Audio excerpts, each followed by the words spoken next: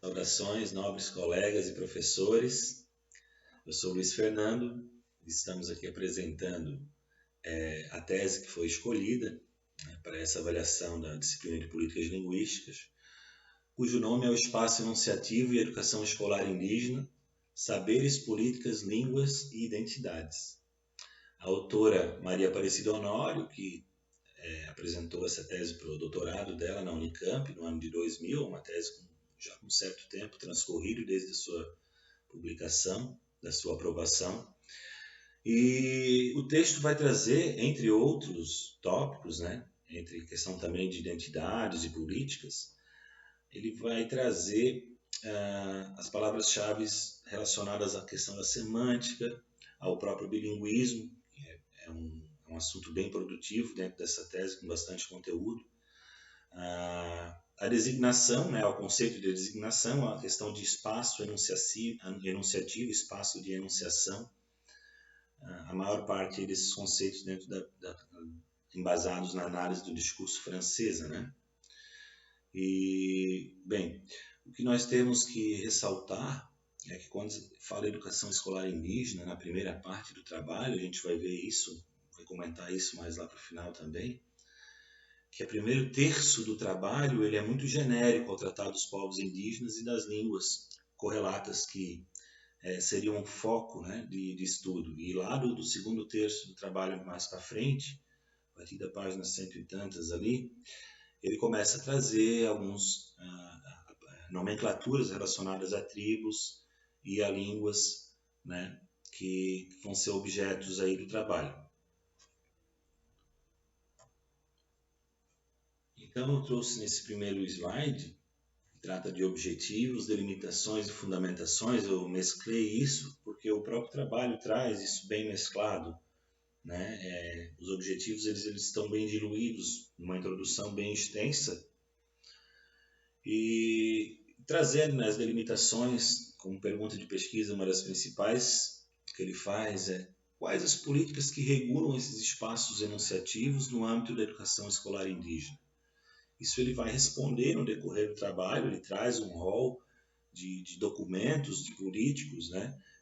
De parâmetros curriculares, de LDB, de Constituição Nacional de 88, entre outros documentos que são políticas que regulam isso no papel, né?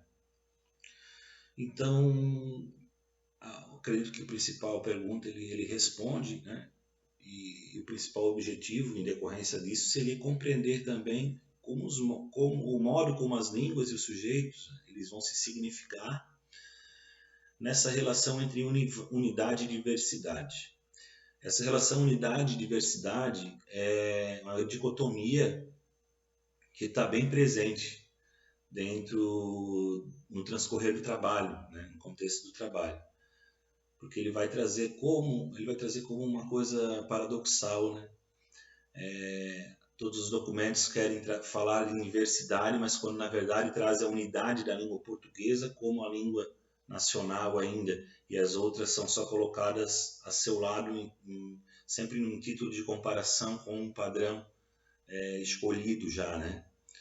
E depois a gente vai ver que alguns grupos até eles acabam se revelando contrários a isso, né? Grupos indígenas acabam se colocando contrários a essa situação, por entender que aí não havia diversidade, né? E sim uma unidade em torno da língua nacional, que seria a língua portuguesa.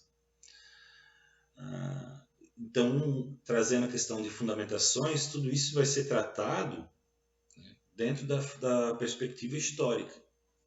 Essa fundamentação maior para esse debate vai estar nessa perspectiva histórica. Nós vamos ver que essa tese ela não vai trazer dados estatísticos, né, quantitativos, ela vai trazer bastante a questão analítica, né, mais qualitativa, de falas e de excertos dos documentos, que vão ser não só documentos, mas sim também relatórios da formação continuada de professores nessa área de multilinguismo, né, ou de bilinguismo nas línguas indígenas. Então, as bases dos processos enunciativos e designação como lugar de observação, né? É um dos pontos principais também. O lugar de observação vai ser a base dos processos enunciativos de designação, né? E aqui eu trago um entendimento, né, que a designação é uma palavra-chave que vai ser compreendida pelo esse jogo contraditório, né, entre o igual e o diferente, né? Dentro de uma paráfrase, dentro de uma polissemia. Ou seja, até coloquei aqui um pedaço de lá, da própria dissertação, ou seja, pelo gesto de interpretação que reescreve o outro no lugar do um. Essa interação linguística, lugar de possíveis deslizes, de projeção de outros enunciados, né, de continuidade. Então a designação vai ser compreendida como justamente esse jogo contraditório, né, entre a paráfrase e a polissemia. Há que se ressaltar também que o fundamento teórico ligado a essa semântica histórica da denunciação está ligado também a conceitos fundamentais da análise do discurso francês, como a gente falou. Então, o aporte teórico vai ter essas bases de sustentação, né? Semântica histórica, da enunciação e conceitos da análise do discurso francesa. Então, continuando, como eu disse, eu mesclei objetivos, delimitações e fundamentações, porque é a forma como o próprio texto trata. Eu quis trazer também um pouco da formatação, assim, da ideia de formatação textual da tese também, então por isso que eu estou sempre intercalando. Outro objetivo versava em compreender a história de constituição dos saberes sobre as línguas indígenas no Brasil. E isso alicerçado dentro de duas tecnologias, gramática e dicionário. Ela vai ter um capítulo bem fundamentado sobre a gramaticalização das línguas indígenas. Até ali ainda ela não está tratando de citar muitas línguas específicas, nem comunidades indígenas específicas, mas sim ainda de modo bem genérico. Dali em diante começa a se trabalhar alguns pormenores. Acredito também que é um objetivo que foi atingido dentro dessa tese, tá? Compreender a questão de como está alicerçado e como se tenta gramaticalizar também, ou se dicionarizar. Já foi conversado sobre isso nas nossas aulas, né? As línguas indígenas. E, bom, esse primeiro objetivo, esse segundo objetivo, que seria compreender a história da Constituição, ele está ligado,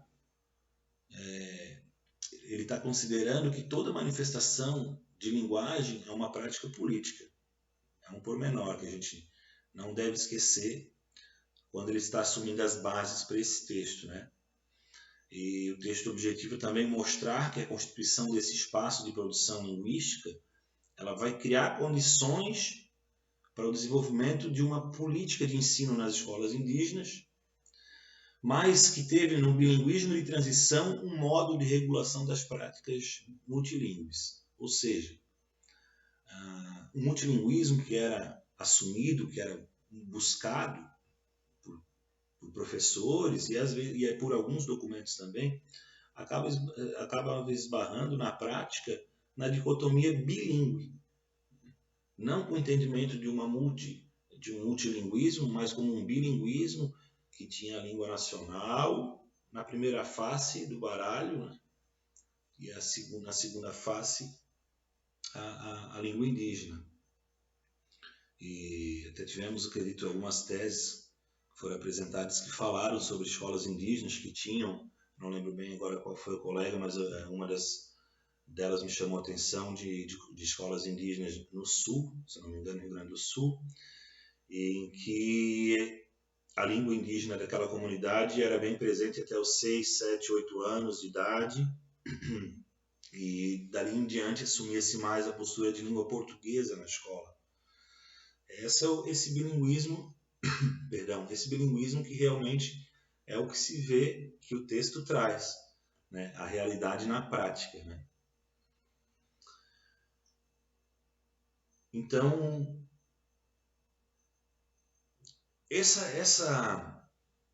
como que eu posso dizer, essa realidade na prática, ela vai explicitar de que modo essas políticas voltadas à educação escolar, né, dos povos indígenas, elas vão transformar aquele espaço multilingüe e pluricultural que poderia ser, ou que poderia se objetivar a ser a realidade das escolas indígenas, né?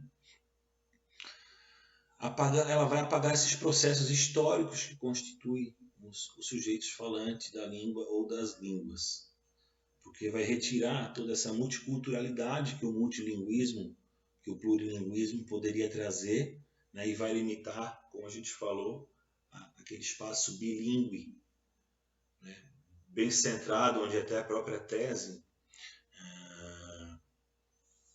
na qual a própria tese vai trazer dos comentários mais adiante, falando como um professor disse que ele alfabetizava ou ensinava, né, trazia um cartaz com a foto do objeto, e de um lado o nome em português e de um lado o nome na língua indígena em questão, que era, se não me engano, o Murá ou o Tucurá. Seguindo, então, confesso que eu tinha alguns slides a mais, eu tive que ir apagando bastante conteúdo por conta do tempo, né? Mas tentando manter o cerne da questão. Então, trazendo algumas análises e conclusões, de forma que o próprio trabalho em si também apresente dessa forma, intercalada. Analisou-se o percurso histórico da educação escolar indígena no Brasil, então, desde essa época colonial, explicitando o modo como os espaços enunciativos foram se organizando por diferentes práticas políticas. Isso foi um dos tópicos que era o objetivo do trabalho. Ele se propôs a responder e respondeu, né, dessa forma, trazendo esse percurso histórico. E ocorreu através da análise também dos processos enunciativos. Houve análise dos processos enunciativos lá do curso de formação dos professores também, né? E também documentos oficiais que são específicos sobre essas línguas a serem ensinadas nas escolas indígenas. Então, a segunda parte do trabalho, segundo texto do trabalho em diante, foi mais esse foco que foi debatido. Também, como uma questão a se levantar, encontrou-se que, paralelamente a uma política de controle que era proveniente do Estado, fundamentada por princípios integracionistas, né, foi se desenvolvendo uma política indígena de resistência a essa regulação. Isso, como eu falei anteriormente, né? Se resistiu a essa política que se dizia integracionista, mas que, na verdade, ainda era segregacionista, ainda colocava o português, primeira língua, a língua principal, e depois a língua indígena. E eu lembro que tem uma passagem, que eu acredito que eu tenha retirado dos slides aqui, mais adiante ela não esteja, uma passagem que falava que muitas vezes o bilinguismo da língua indígena e português era benéfico porque ensinaria a pensar em português, ao índio pensar em português, né? Pensar como um falante de português, da cultura, em toda essa cultura inerente à língua, né? Eu também achei uma afirmação bem forte isso. E, bom, então é esse jogo de contraditório, né, que a gente falou lá no começo, entre unidade e diversidade. Também concluiu-se nessa questão a dominância de uma política nacional regulada pelo signo da unidade, sim, né, em que vem trabalhando a restrição do espaço multilingüe brasileiro, transformando em apenas espaço bilíngue, dicotômico sempre, né, trazendo esses dois lados, em detrimento de toda uma diversidade que poderia ser ressaltada na educação escolar indígena. E para finalizar, nós trazemos a seleção de corpos e lacunas de pesquisa, né? Lembrando que esse material que foi analisado, eles vão ser referentes a várias comunidades indígenas situadas nessa região amazônica, e as reflexões produzidas por esse trabalho dizem respeito àquele contexto particular. Eles até vão citar uma questão de grupos linguísticos e de línguas gerais indígenas da região sul, que eles tratam lá no decorrer do trabalho uma ou duas vezes, tá? Mas o foco está lá na região da Amazônia. E os corpos estão ali desde a Constituição, Plano Decenal, Lei de Diretrizes e Bases, né? Também outro material que foi levantado pelo Museu Amazônico da Universidade da Amazônia, Instituto de Educação Rural, e assim vai se citando outros corpos de pesquisa, né? Então, como lacuna de pesquisa, eu acredito que por ser uma tese tão extensa, ela poderia, isso aí fica mais uma opinião minha, né? Não sei se os colegas e professores vão concordar, mas que ela poderia trazer mais dados quantitativos, aproveitar, por exemplo, um levantamento de quantos professores dessas escolas das regiões citadas já tinham participado realmente de encontros de formação continuada, sobre políticas linguísticas, sobre bilinguismo, multilinguismo, né? Ou porcentagem de escolas que trabalhavam, né, por região e com que línguas, quais as línguas que essas escolas trabalhavam, além do português, né, quais as línguas indígenas trazidas por essas unidades escolares, né? Então, acredito que poderia trazer dados quantitativos, estatísticos até, para corroborar o estudo.